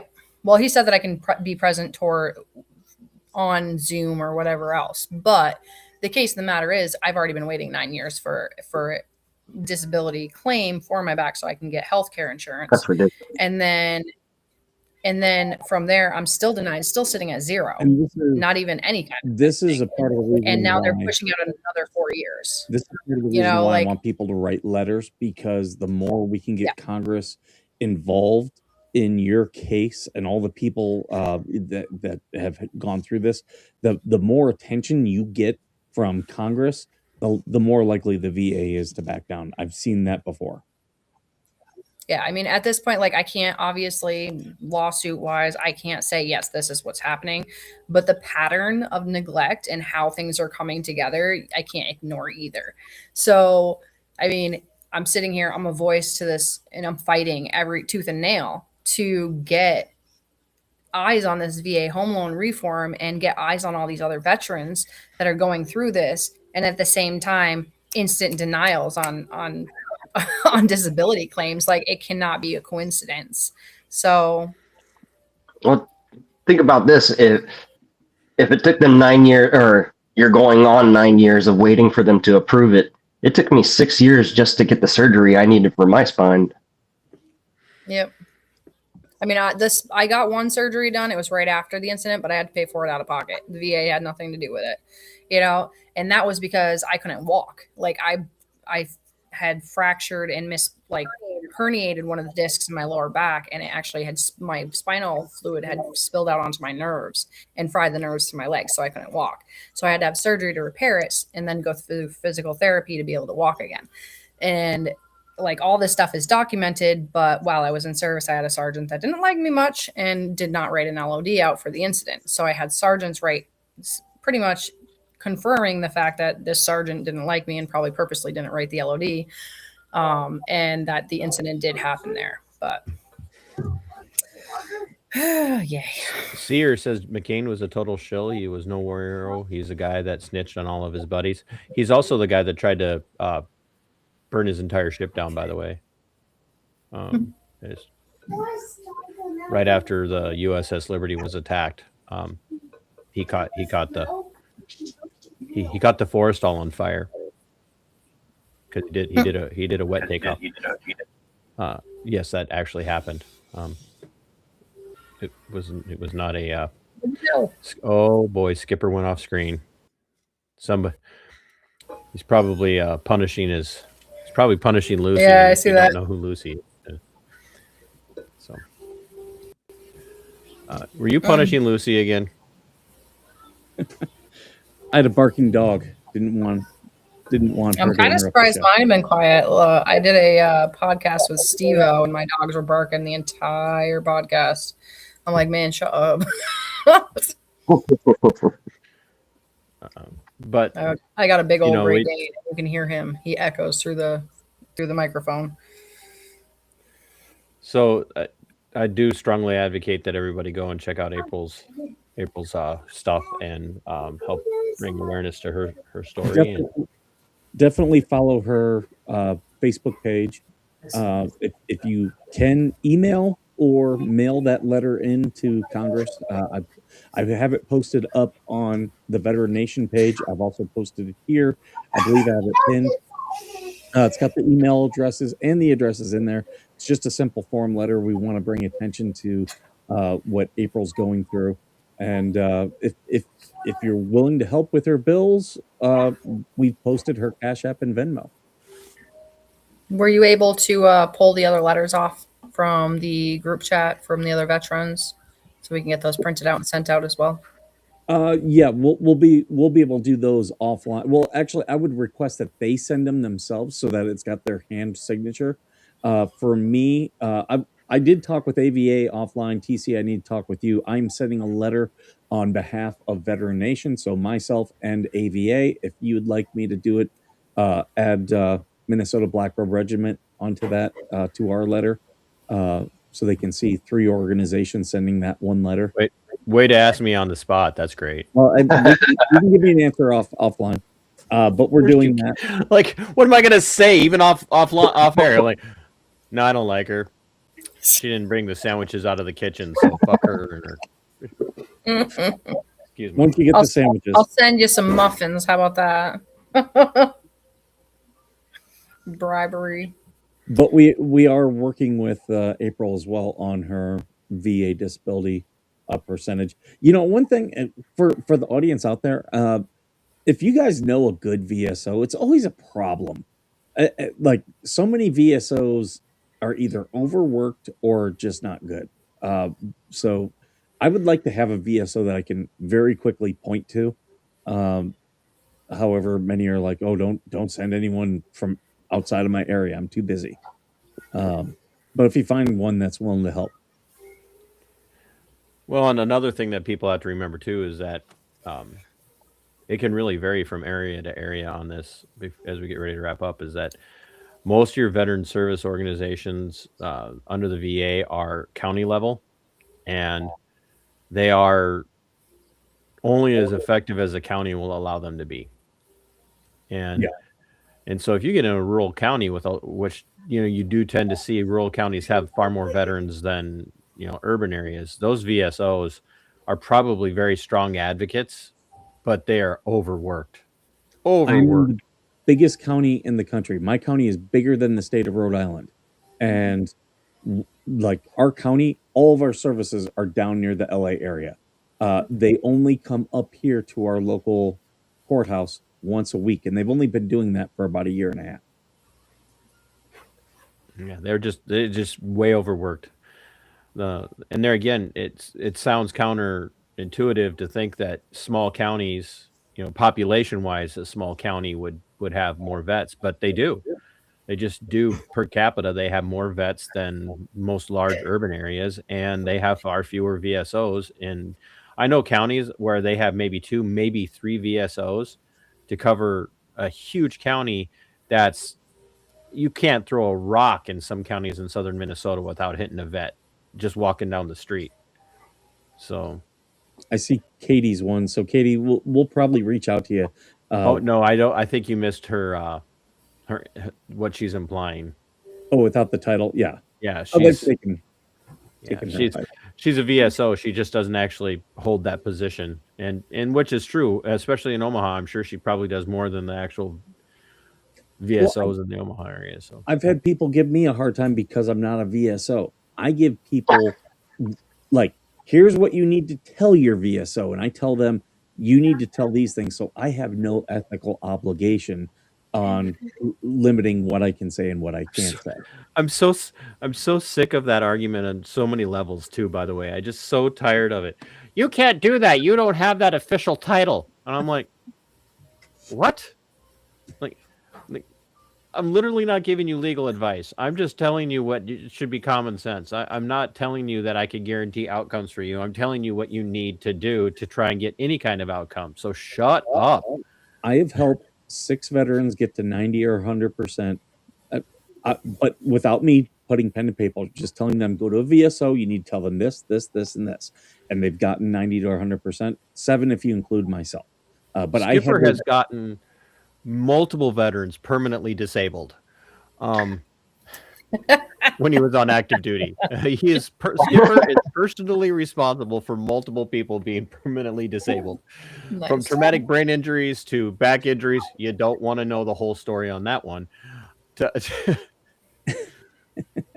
Well, there are just things that I found out from other veterans telling me that they just don't tell you, and a VSO definitely won't tell you. Oh, well, yeah, it's in somebody that works directly in a VA office somewhere at the state level, or even higher, they're darn sure not going to tell you everything. And here, to every veteran watching, any VSO that has told you to stop making claims before you get to 100%, fuck that person. I will just say that. They are wrong. They are 100% wrong. You keep fighting until you get your 100%. The nice thing about putting in claims to get to 100% is you can't be accused of malingering. You can't be accused of fraud. Yep. If the VA approves it, it's approved, which means it's true. In the eyes of government, it's true. So, like, if somebody comes up to you and says, "Well, you don't look disabled to me," I think you should be charged with fraud. Like the VA signed off on this, folks. I didn't. I just kept doing the paperwork. Yeah, and people need to understand that some wounds you're not going to be able to see. And the VA is supposed to evaluate you on your worst day. And I'll tell you, there have been days where I've had to walk with a cane.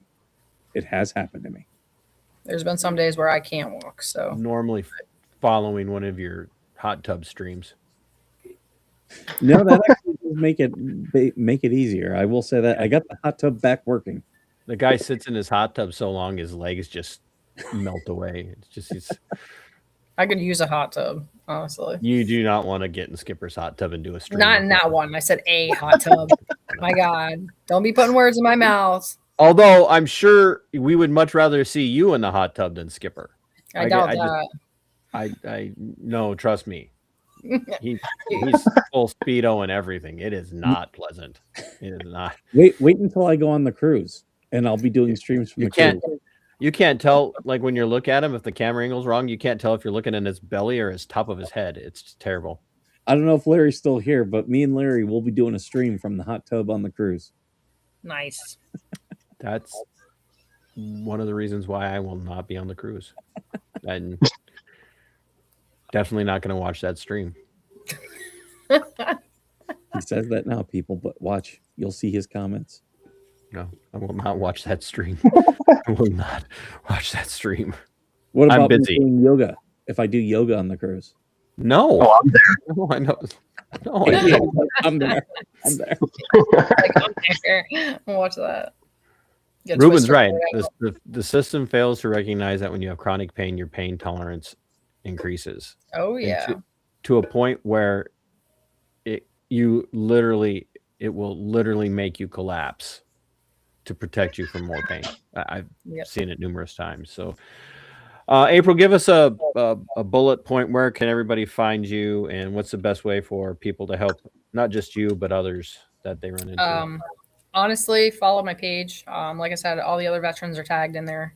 Any way anybody can help, even if it's just by sharing the posts, sharing the stories, bringing awareness to our page and our stories. If you guys can help with repairs and things that I need to have done here or the other veterans need to have, there's a gift list up for the kiddos that has clothing, shoes, stuff like that. That's just going to help out for all year round. I know most of the stuff won't get here before Christmas, but they're going to be wearing clothes and shoes after Christmas. So please, if you guys can do that, that would be amazing. But yeah, just mostly just awareness and try to help us find some accountability and some change for any veteran after us that goes and tries to buy a house thinking that they're buying a home for their families. And I just want to remind everybody that April said that she has tarps and a bunch of studs in her basement. You shouldn't be telling everybody that you have studs wrapped in tarps in your basement, by the way. Hey, I got to keep them here somehow. There's some crazy up here. It's not I didn't mention the chains yet. Lord, you're not going to get away with hiding the bodies if you tell everyone where they are. So yeah, well, you never know. Crazier things have happened. I'm going to start calling you April Gacy. Oh wait, well, she's a great big fat person. Well, April, thanks for sharing your story and letting me use it as a springboard for a rant. I haven't had a good rant for a while. Yeah, no problem, man. Well, I haven't had a good rant on this show for a while. So. I rant pretty much every time I do my own, but. And I rant so far away. Never do that again. Ever. And that wasn't the board. No. See, yeah, that's the thing. He hates the soundboard, but that's the option. Nope. Skipper, Kahanu, you guys got anything coming up? Nope, nothing coming up. I am recording later on today, which will go out later on this week during the holidays. Is this another one of your Bread and Circuses videos? Yes, it is. I have a former Division I college football coach who will be coming on. We'll be talking about the current college football bowl games and playoff. That'll be recorded. And later on this week, my haters, they've been out there. They've been very active. And one of them has a whole channel about me. Nice. Wow. Getting you extra viewers. Right? Was it the same one that I commented on earlier? No, this is a totally new one. And they don't even know I'm aware of, because it's a hidden channel. You have to be. You got to dig. You have to be a member of this one. And they have no clue that I have proof of it. But your haters are your biggest fans. So. Thank you to all of them. And they've been boosting my views. My views are way up right now. So thank you. It's Christmas time. I'm just thankful they didn't show up for this stream.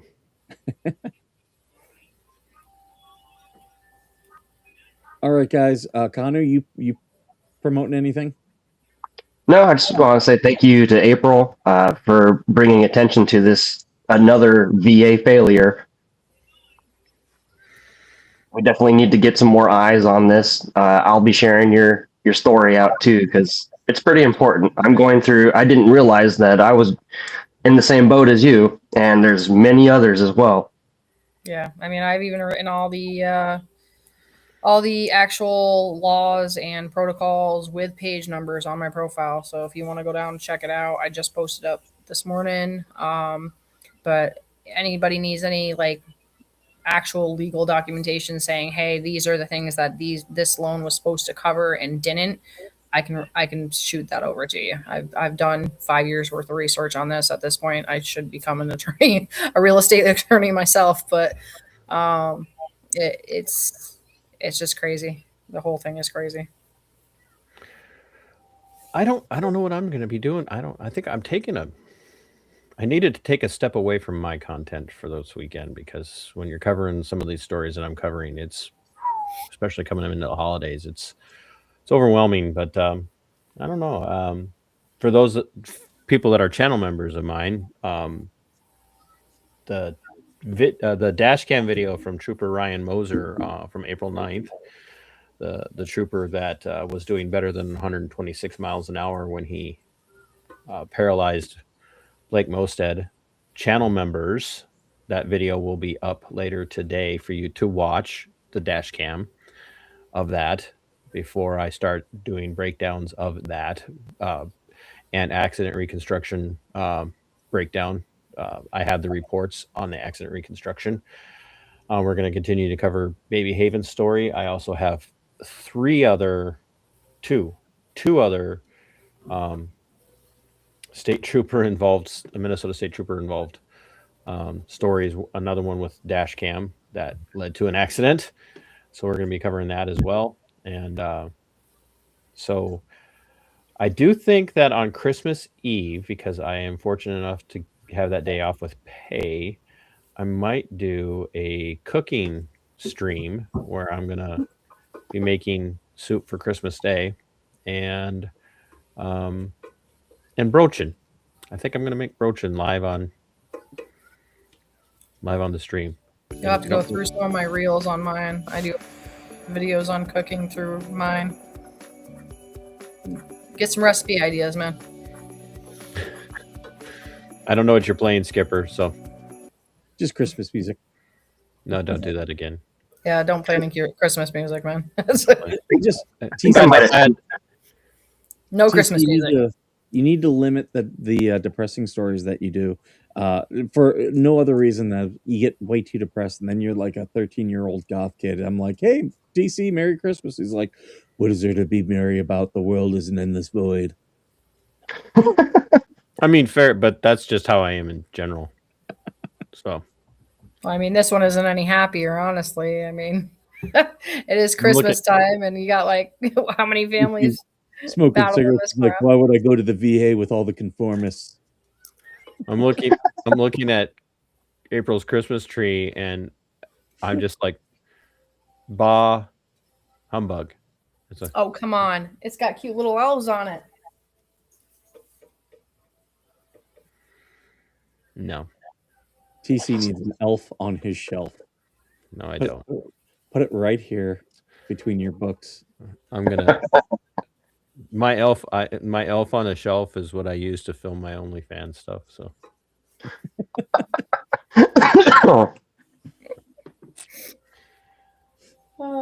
You know what? Now, on that one. I need an elf on the shelf now behind my webcam with a little sign that says, "I'm just going to take some pictures." I actually did a video for where is she? I did a video for my daughter for Elf on the Shelf where I had gotten a hold of her phone and was like twerking and everything on on her camera. Thank you, Jenna. TC with an elf on himself. It's not funny. It's not funny. I've got school. I don't. Christmas story with a big coat. Just come on in the coat. Do it, all of us. Big old coat so we can't move. Come on, guys, come on. I'm upset that they took Christmas with the Cranks and put it behind paywalls on everything, so I couldn't watch my annual Christmas with the Cranks this year. So screw you and your happy holidays. So, hey, you can't say that. I mean, at least your statute of limitations isn't running out literally on Christmas, and you got a foreclosure notice 2 days ago. You stop being all down in the dumps. TC might not. I'm still smiling. Don, who's been on the show, was an actor, and I always see him this time of year because he's one of the cops at the end of National Lampoon's Christmas Vacation. And me and Don have been talking about bringing him back onto the show. Just we haven't figured out when, but always good to see him bust into the Griswold's house. We should probably end this before April decides it's nap time. The poor girl can't stop yawning. I ate right before we started this, and I'm like, man, that was not a good idea. Yeah, trust me, this show puts everybody to sleep. It's not just you. Well, some of them are still awake. I also have to work third shift, so. We should probably end before AVA's phone dies too, because he hasn't restarted it. Yeah. All right, everybody. I think we're going to go ahead and roll out. I like AVA just ended the show for us. Skipper, get us out of here. Like, peace.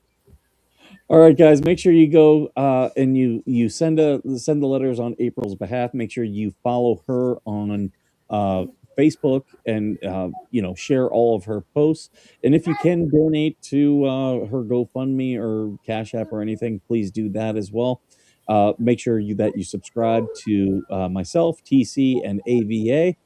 And as always, thank you for being worth serving.